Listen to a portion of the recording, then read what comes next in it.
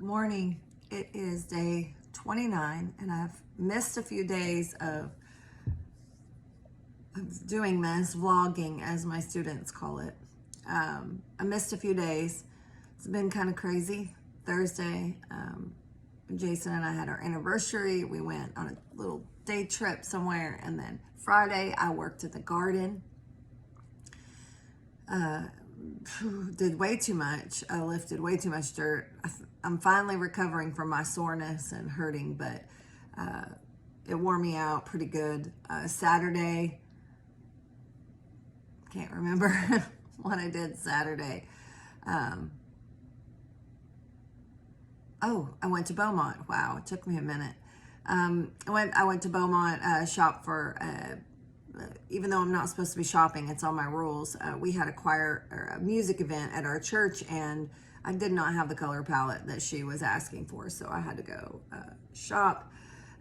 It was actually pretty nice. I did not realize I'd spent 2 hours in the store. 2 hours in the store just looking at clothes. I mean, I got lost in my flesh, honestly. I like to shop, and the store that I went to is especially appealing to me because it's one of those dig and find a treasure stores. It's a warehouse store, and you know, they have name brand stuff and all the goodies, but you have to really dig for it. So I got lost in my flesh for 2 hours. Ended up walking out of there with some amazing deals and some clothes that actually worked for what I needed.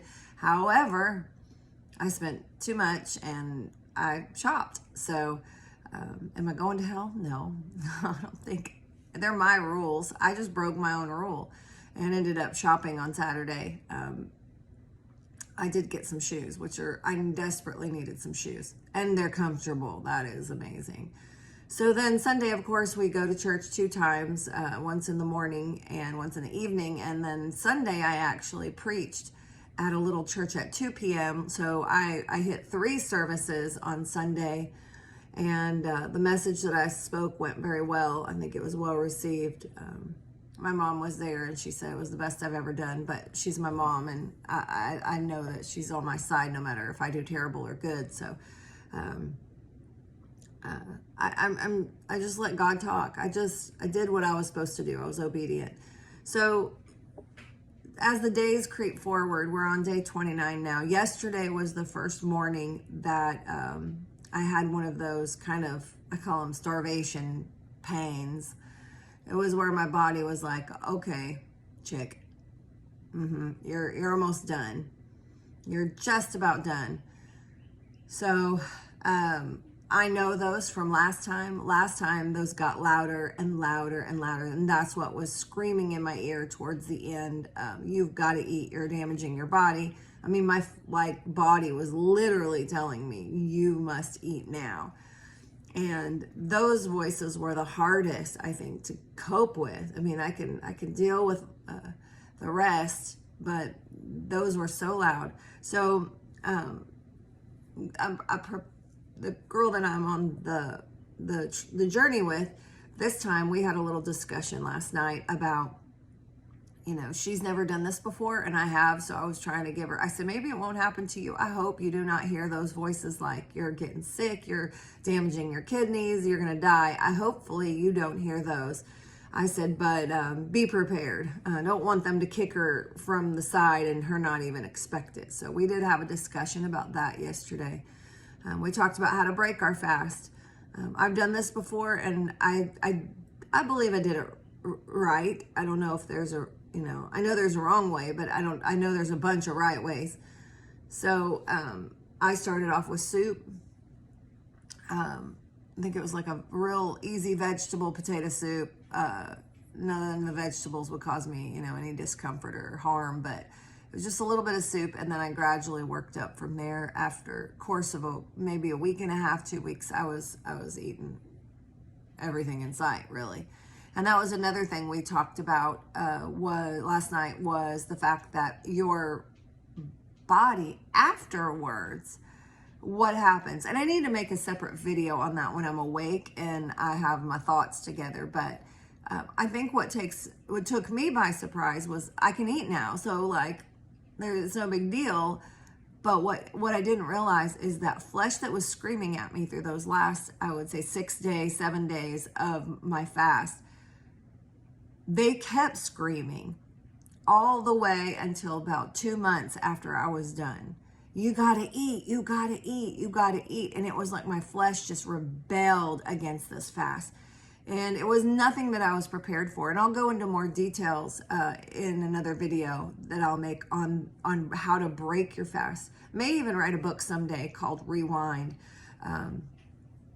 about how to properly come off a 40-day fast. I mean, I have people ask me, and I don't mean to downgrade their experiences, but I've had people ask me, how do I break a 7-day fast? And I'm like, eat, just eat. Like I'm sorry to tell you, but 7 days. 7 days isn't that long. You know what I mean? Like, relatively speaking. And that's not pride I have on my part. It's just, once you've done 14 and 21 and 28 and 40, 7 days is relatively, that'd be like a marathon runner running a half a mile. It's like, I'm not even gonna raise my heart rate, I'm not even gonna break a sweat. So I would like to address it, possibly in a book, how to do this, how to break fast for everybody, not just 40, but like how to fast, prepare for fast, and make fasting a lifestyle. I really believe God's calling me to a lifestyle of fasting and prayer. Part of my sermon, yes, on Sunday was about some emotional things that I had kept in a little mental suitcase in the back of my mind that he made me deal with. He made me dump it out, and he made me come to grips with the fact that my late husband John's cancer did a little bit more than just leave me single. It really kind of messed me up emotionally, and those emotions are what I had to kind of release to him. As weird as it sounds, as dysfunctional as it sounds, those emotions were the last ties that I had with John. I'm remarried now. I don't have his name. Our kids are grown up. I don't have any of the physical things like house and land, and I don't have anything left except memories, and I had those emotions. And so God was like, I need this room. I need the room that you're storing these emotions in to grow you and to expand you. And so I had to dump them out and had to release them to God and lay them at his feet. And so he could fill that space. Because as with a lifestyle of fasting, you really have to be all in. You have to love the Lord with all of your heart and all of your mind and all of your soul to do extended fasting. You can't, this isn't a starvation plan. This isn't a diet plan. If you go into it like that, it will definitely fail. For me, this is devotion. This is consecration. I want to be set apart from the set apart. I want to be the hungriest person in the room for a move of God constantly. I don't want to just do this once a year. I want to do this throughout the year. And so, I want to, maybe I'll write a book about that. I always have great ideas, but my follow through we need to pray about my follow through. I already have a couple books started, and I just lose interest. It's ADD at its finest. So maybe God will allow me to just pour this one out and get it done. So we're on day 29. Today's Tuesday. I'm supposed to teach a Bible study tonight to a couple people, and I know that the chances are there for them to cancel, and I really want to teach this Bible study. It may take me coming home and sitting for a while. They want to do it around 6 o'clock. That's not good for me, but that's when they can do it. And so, yeah. So I may have to. I'm going to call today when I get off and see if we can do it earlier. But it's not always going to be convenient with my schedule to teach Bible studies. So just looking at that today. Also, the science fair is this week at school. Much to do at school. I have to get the judges packets all together today. I have to get all the awards ready. We will be awarding the science fair winner tomorrow. And so there's a lot to do at school. We are doing oral reports over our science projects, and then Wednesday we will start learning again. We'll dive right back into chapter work, and I think the kids are ready. We've, especially the ones that got then with their science projects relatively fast, they've just been sitting there for days and they are bored. So we're ready to learn again. I'm ready to teach again, and we're going to keep plowing through this. The church is now on their media fast. So started on Sunday.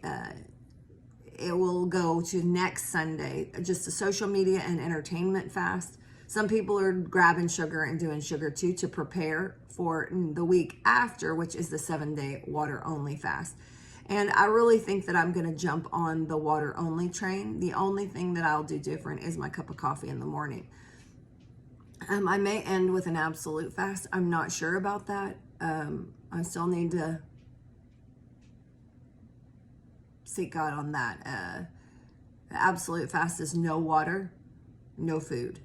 And so I may go ahead and do an absolute fast just to end this thing and rock it to the home base. I mean, basically, not that I think I'm gonna be able to achieve anything greater. I just know that I don't know how all of it works. I don't know how sacrifice works, but God loves it. He's clear about sacrifice in the Bible, and he doesn't love me anymore. I know that I can never do anything to make him love me more.